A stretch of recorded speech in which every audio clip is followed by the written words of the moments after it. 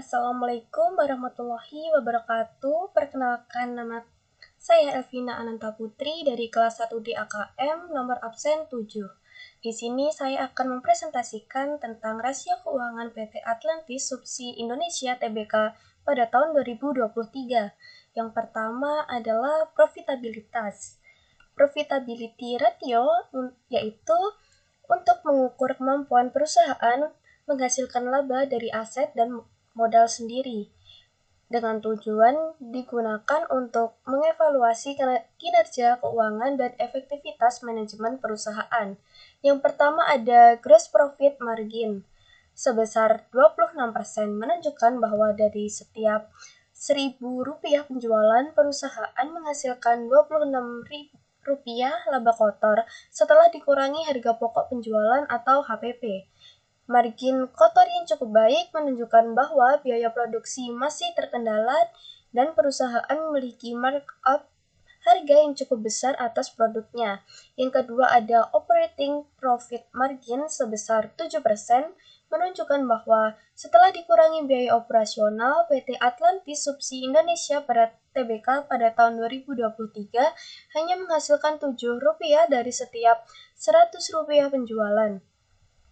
Selisih yang cukup besar antara gross profit margin dan operating profit margin menunjukkan bahwa perusahaan memiliki biaya operasional yang tinggi yang dapat mengurangi profitabilitasnya.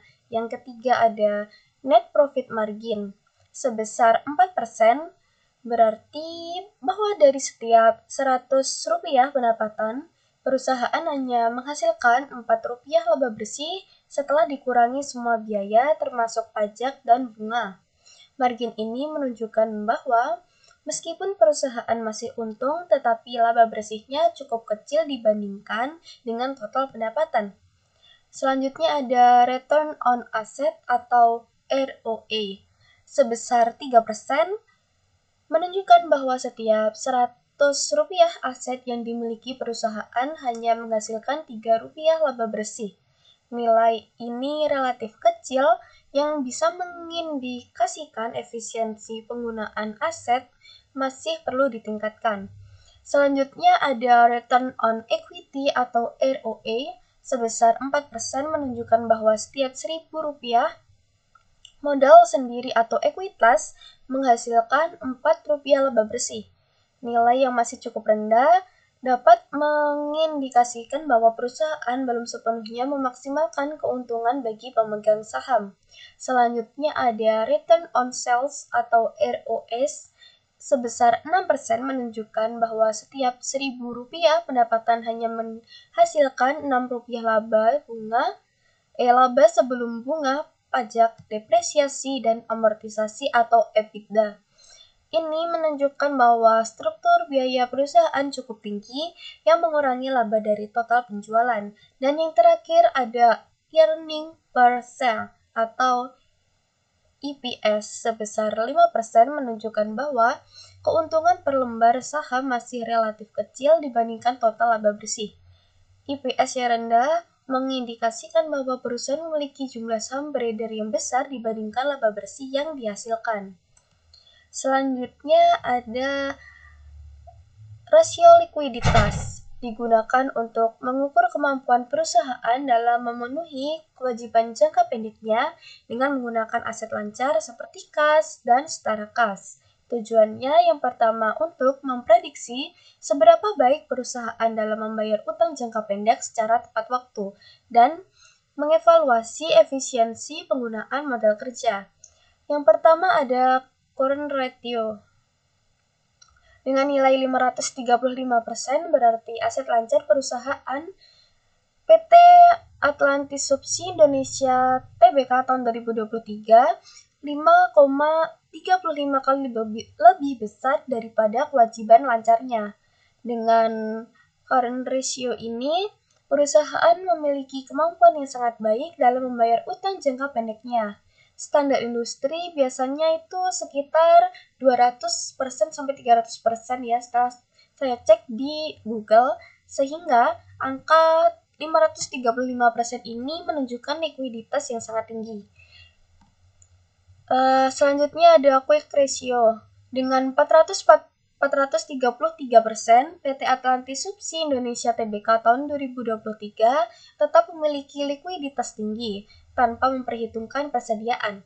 Artinya, perusahaan masih bisa melunasi 4,33 kali kewajiban lancarnya hanya dengan kas, piutang, dan aset likuid lainnya.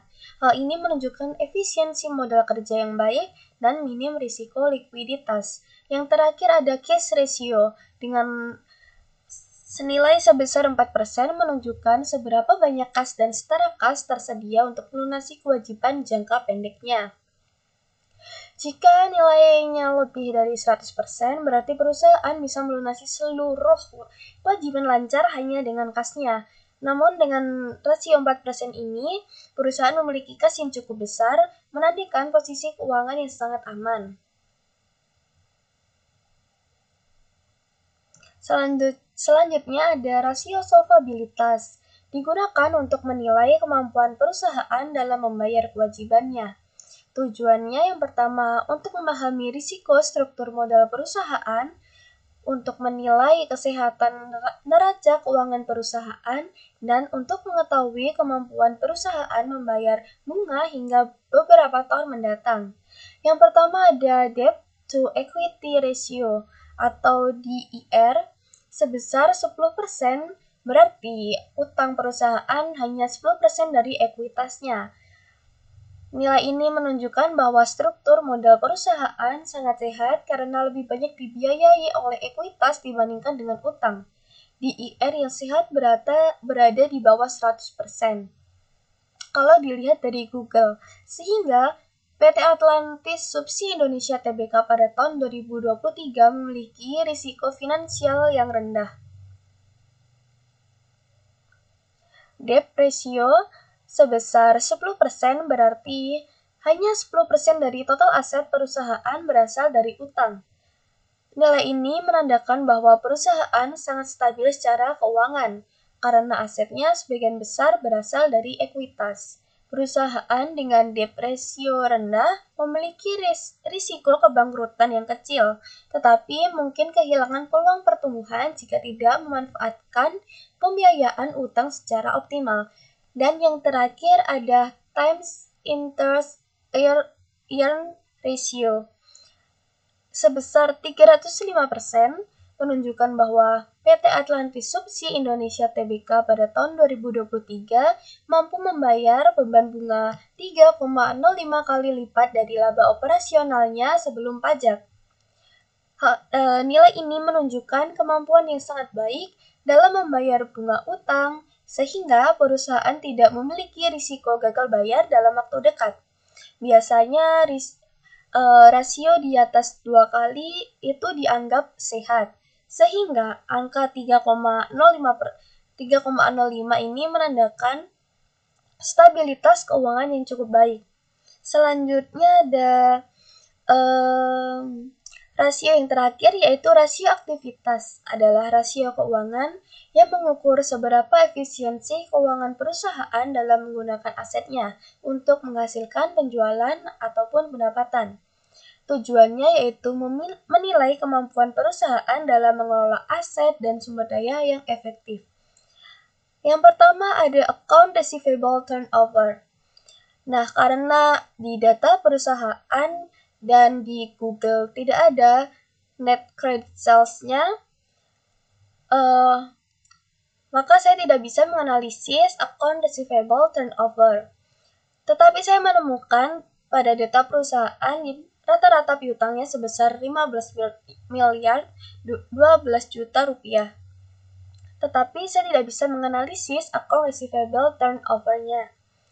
Yang kedua ada inventory turnover, yaitu sebesar 77%.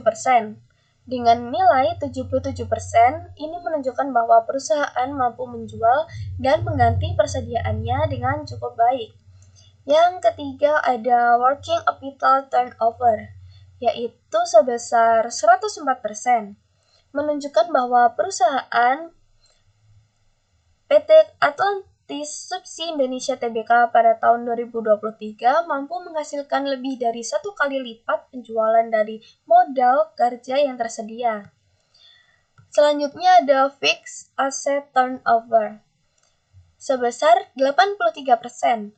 Ini menunjukkan bahwa aset tetap digunakan secara cukup efisien. Dan yang terakhir dari rasio aktivitas yaitu perputaran aktiva sebesar 79%. Menunjukkan bahwa setiap Rp1 aset yang dimiliki perusahaan dapat menghasilkan Rp0,79 dalam penjualannya. Jadi, semakin tinggi rasio, semakin efisien juga perusahaan dalam memanfaatkan asetnya untuk menghasilkan pendapatan. Nah, selanjutnya saya akan menunjukkan data perusahaan yang telah saya peroleh. Di sini ada income tax expense net.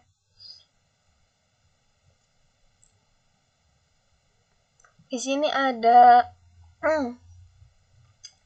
modal saham-saham yang ada di PT Atlantis Subsi Indonesia Tbk pada tahun 2023. Di sini ada pendapatan, laba komprehensif periode atau tahun berjalan, jumlah aset, liabilitas, jumlah ekuitas pada tahun 2023. Terus ada ini ekuitas, aset, ada piutang yang sebesar 15 miliar 12 juta sekian itu saya dapatkan dari piutang usaha yang ada di data perusahaan.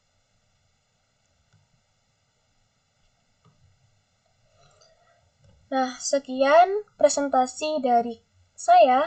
Apabila ada salah kata, saya mohon maaf.